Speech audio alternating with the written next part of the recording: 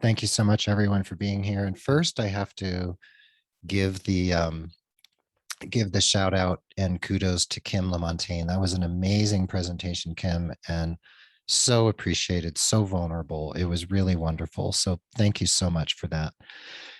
You're a tough act to follow, and it's very humbling to follow you. And can you see my screen?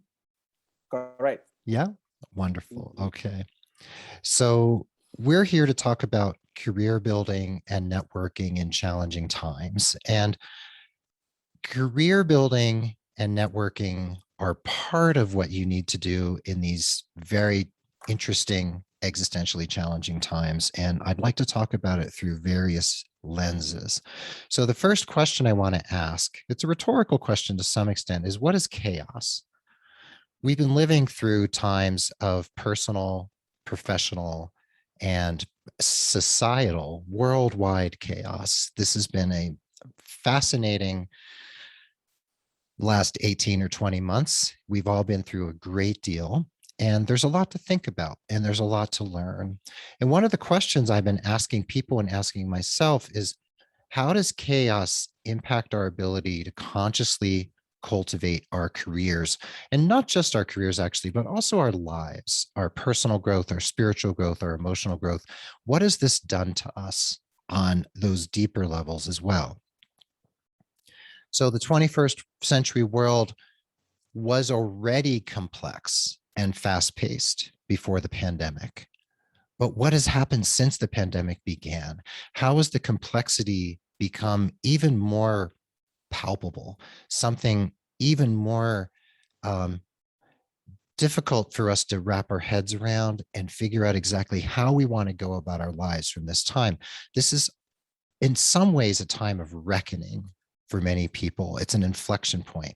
It's a moment in time, a moment in lives where we're going to look back at our lives in some ways before the pandemic and after the pandemic. What did we change? What did we do? How did we approach our lives, our relationships, our time here on this planet in a way that really moves the needle for us on multiple levels? So one of the questions to ask is, how do we consciously build the lives and the careers we truly want?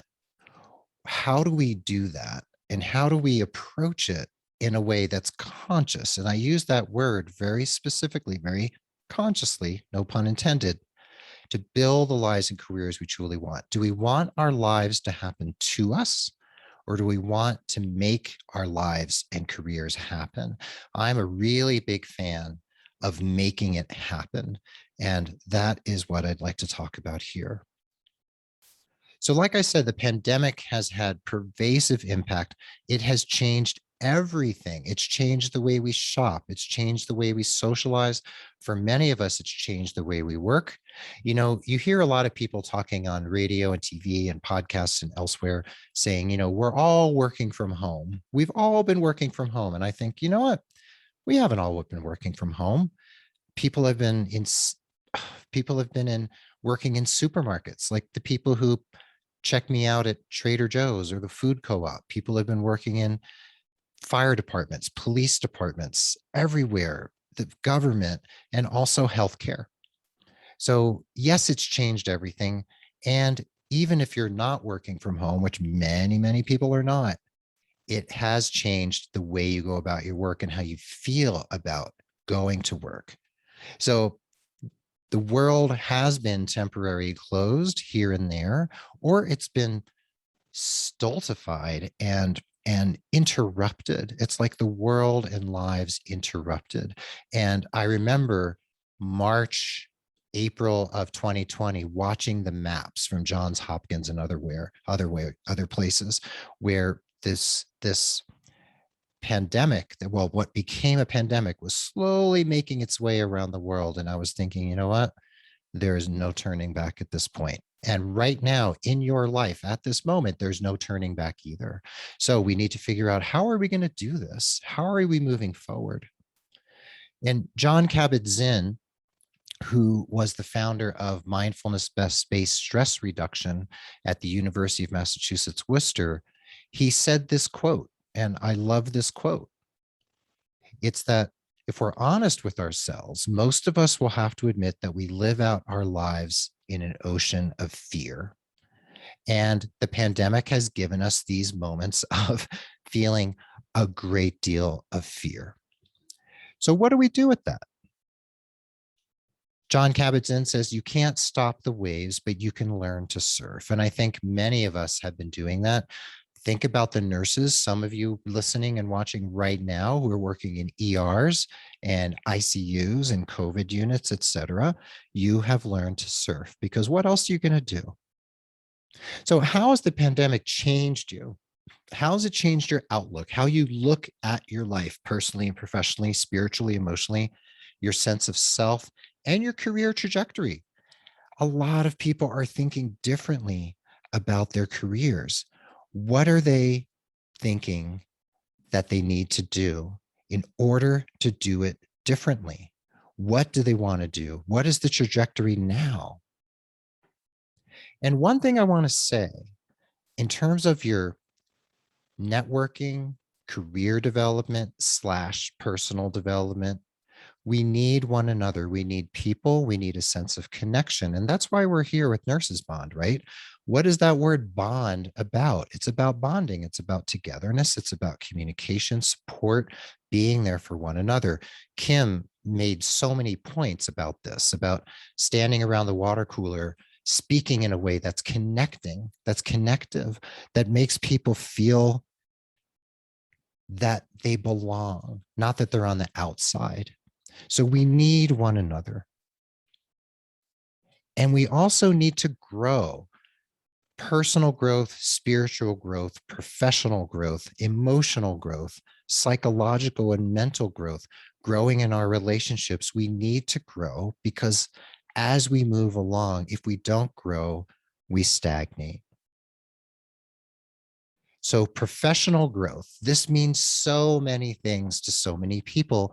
However, we can think about the ways in which we need to grow. You could probably think of at least one way in this moment right now, today on the 23rd of October, 2021. Think about one way you need to grow professionally. And if you want to share that in the chat, feel free. One way you would like to grow professionally, whatever it happens to be. And we also need to grow personally. Feel free to share that in the chat as well. If there's a way you would like to join, the way you would like to grow personally, what is it in your life, your relationships, your family, the ways in which you see yourself or the ways in which you work on your own personal growth? What would you like to do differently right now? Now, career growth has to be ongoing. And what I'm asking about personal growth, and I keep mentioning several times, emotional growth and spiritual growth. Well, I personally believe that your career can't truly grow unless you're also working on your personal, spiritual, emotional, and the other deeper parts of yourself. You can have a great resume, and I help people with resumes. You can interview really well, and I help people do that as well. You can be great on social media. So when clients come to me and they say, I really need my resume updated, I really need to prepare for this interview, that's great. And I will help them with those things. But if they're willing to go a little deeper with me, if we can look a little bit at the subterranean stuff that's going on for them, all the better. Because if they gain more self-understanding and they understand what it is they truly, truly want out there, then their career can truly grow. And when they go into that interview, they're really, truly their authentic self. And that's also a way in which we can enrich our lives and enrich the ways in which our career moves forward. There must be someone out there who is withering on the vine, either personally or professionally, someone who that there's work they need to do. There's things that they could look at in themselves. And this could be you. Kim was very, very transparent here. And she set an example for us of the ways in which we can wither and we can be in pain and we can feel separate from others. And for me right now, personally in my life, it's spiritual growth. I'm looking at how do I need to grow spiritually? What is the work I need to do? Because my career is going fine. My work is going fine, my coaching, everything. However, there's something there for me to work on. And that is where my focus is going to be over this coming winter.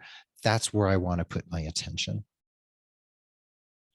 So let's put the puzzle pieces together. Let's talk about what it is we actually want to do in order to move the needle for ourselves.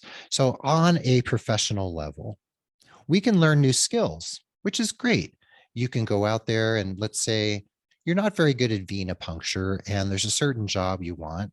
And if you learn that skill, that might make you that much more marketable out there in the world. And that's wonderful. Or maybe you want to become a super user in Epic because you want to move into nurse informatics. That's great. You can learn a new skill. You can accumulate knowledge that it has to do with skills that also has to do with, let's say, you want to learn how to approach a certain disease process. And you need to accumulate the knowledge through study, through a mentor, so that you can approach it and feel confident. You can advance your education and you can increase your expertise. These are great, very concrete ways to move your career forward and to feel more confident and feel that you have something to offer the world. And I'm sure there's probably plenty of you out there who are in school, who are in a certification program. And those are the ways you can advance your career. And those are perfect. Those are wonderful. And those are great ways to bring things forward, take your resume up a couple notches, and be able to offer something out there in the job marketplace. Now, there are also other tools outside of, let's say, professional growth in that particular way.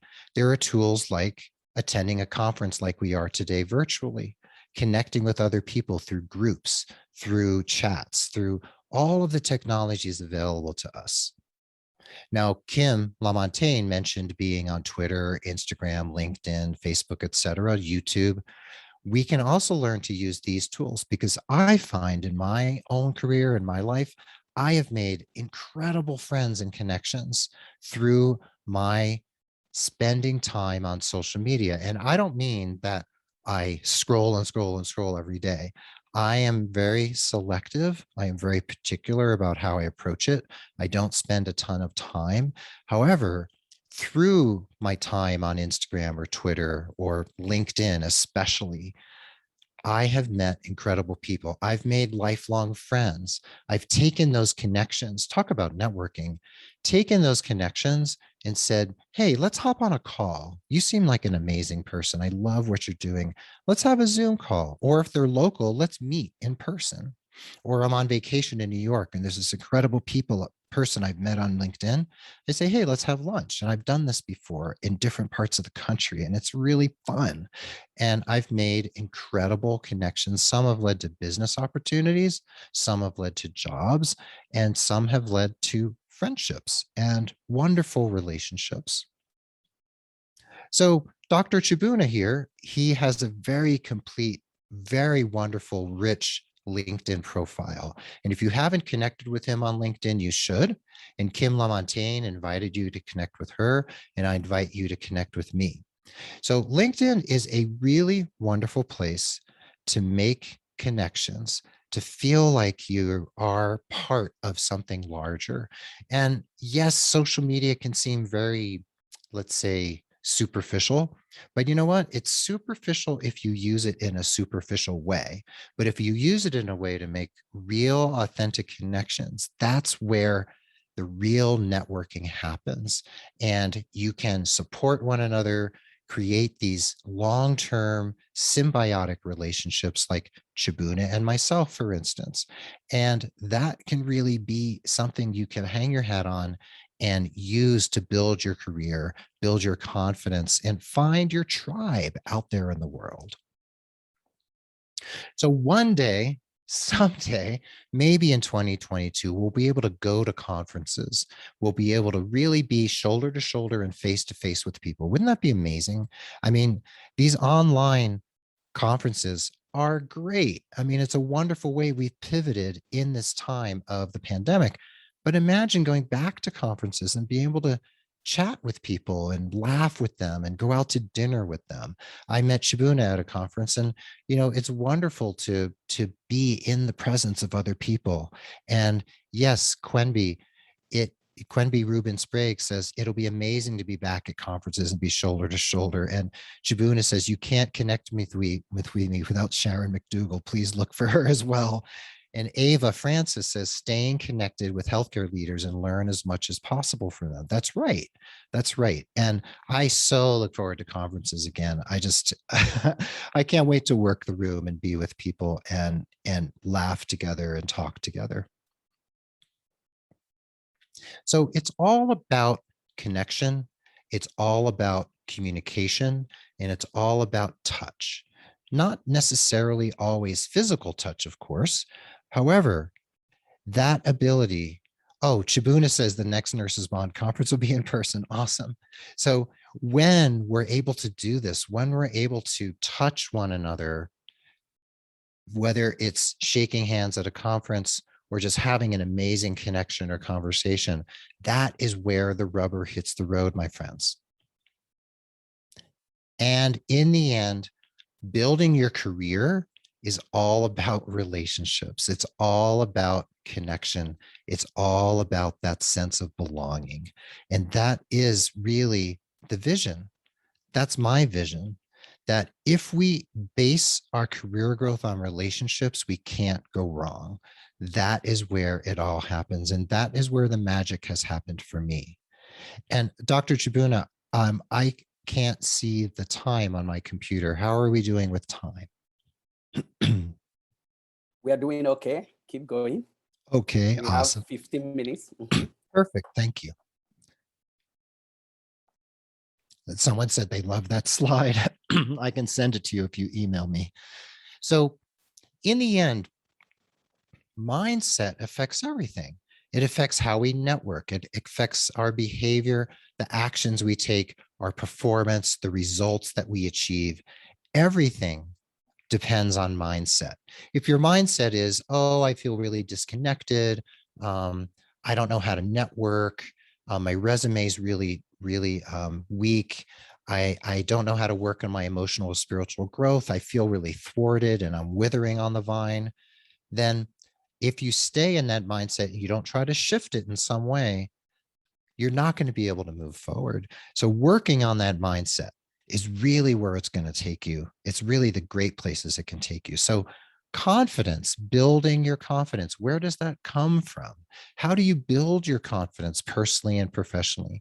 Finding the avenues through which you can build your confidence, whether it's, like I said, learning venipuncture, learning how to approach a certain disease, interpreting EKGs, because that's the work you want to do.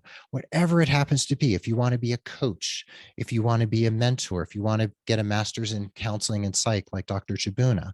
So having the confidence to do so, finding the people, surrounding yourself with the people who can help build your confidence. So around mindset and around this notion of growth, self-awareness is seeing ourselves exactly as we are.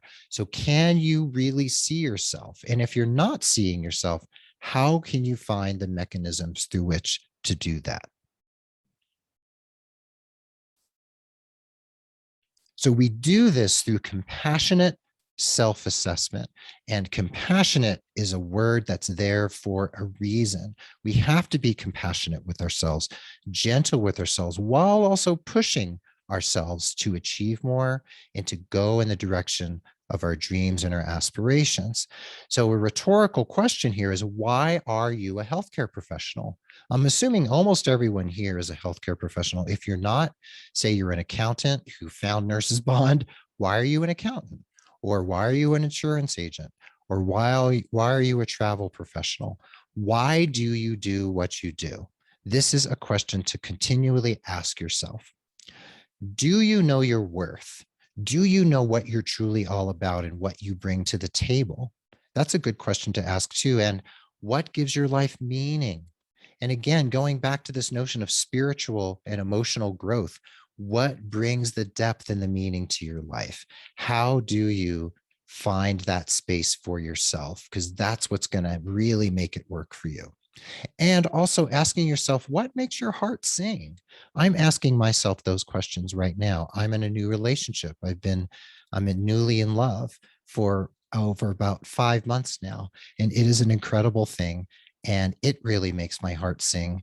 And with my new partner, I'm finding ways in which I want to grow through the lens of her reflection of who I am. And it's a really incredible experience. So you can use something called the SWOT analysis: strengths, weaknesses, opportunities, and threats. You can use this to assess your career. You can use it to assess your marriage. You can use it to assess your parenting. You can use it to assess your physical fitness. You can see that strengths and weaknesses are internal processes, and opportunities and threats are things happening outside of you.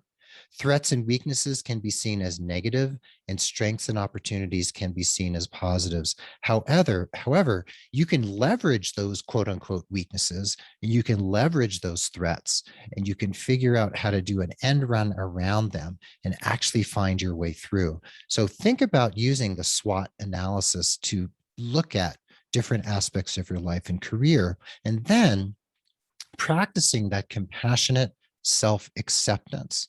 This is truly a very important part of this process as well. And self love. This might sound kind of soft, and it might sound kind of, quaint or new agey, but if we can appreciate ourselves and love ourselves with self compassion while propelling ourselves forward, that is also a really important energy to bring into this entire process in understanding how we can look at ourselves and our self esteem. And I found this really interesting thing I like to bring to these conversations. It's a real evidence based tool. It's the Rosenberg self-esteem scale. It's available in many places where you can take the test online for free. This is one, openpsychometrics.org. It's a great, really simple process. It's just these 10 or so questions, and you'll get a score after. And it's been tested many, many times. There's a lot of evidence to back it up, to look at your self-esteem. And I think this is a really important tool, and I like to use this with my clients. So check out the Rosenberg self-esteem scale. There's also Barrett's work in personal values. You can see the 6 different areas of values that Barrett looked at: contribution, collaboration, evolution, performance, alignment, relationships, and viability. If you can take each of these 6 areas, apply them to your life, and I can get these information to you, or I'll get it to Chibuna, because you can make use of the Barrett personal values assessment and look at your values and make sure they are aligned with the work you're doing and where you are in your life. Now, this is other work by Schwartz. His values questionnaire is available at Positive Psychology. The link is at the bottom of the screen. These are also other ways, another lens through which to look at your values to make sure they are aligned with the ways in which you're living your life. So Barrett, Schwartz, and Rosenberg, these 3 evidence-based areas, these 3 tools are really, really excellent. And you can email info@nursesbond.com to get the tools. So your values, those values that inform who you actually are and how you see the world and your place in it, those motivate actions, the actions you take. And if you focus on self-knowledge, digging deep into who you are, digging deep into how to understand how you got to where you are and why you are the person you are today, that is key. I also always go back to self-compassion. That is the paramount thing. When understanding and examining yourself, doing so with compassion cannot be more important. And then advocating for yourself, that is non-negotiable. You cannot put up with bullying. You cannot put up with lateral or vertical violence. You do not need to put up with a workplace that is toxic. So advocating for yourself, if you can't get what you want and need and deserve in your workplace, they don't deserve to have you. So that is the time. If you need to advocate for yourself, You need to take that step and believe in yourself enough and have that confidence to say, you know what? I'm moving on. This place doesn't work for me. So, from my perspective, there's always hope. And that's not just because I'm in love right now with a wonderful woman. It's because there's always hope out there. There's always an avenue. There's always a path forward. And I've been in the place of feeling like there's no hope out there. And you know what? We always need to go back to the fact that there is. There's somebody out there who can help us. There's some tool out there that can help us. There's something we can do to move the needle for ourselves and get us from one place to the next, get us from that place of withering on the vine to growing like a well fertilized garden.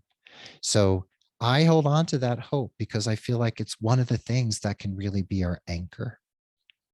So the playwright and actor and writer Oscar Wilde said, "Be yourself, everyone else is taken."